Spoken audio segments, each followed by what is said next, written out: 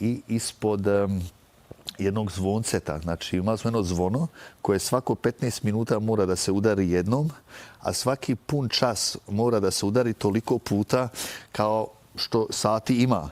Razlog je bio da čuvari su bili oko 150 metara daleko, njihova kancelarija, i to je bio znak svake ćelije da je sve u redu, da je sve pod kontrolom.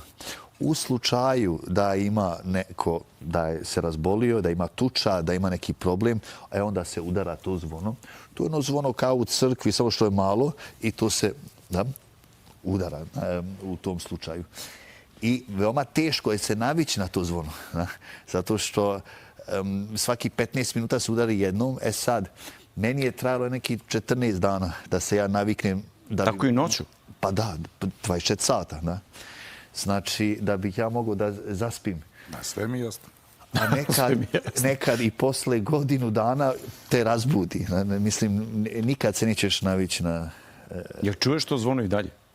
Pa iskreno ne čujem, ali pitam se danas moj razlog da se nekad i noću budim lako i da lako, na primjer, ako napolju se nešto dešava ili neki jak vjetar, mene može da me probudi. Neko drugi ima jak san, ali ja nemam taj jak san. Može biti da je to razlog, ne znam.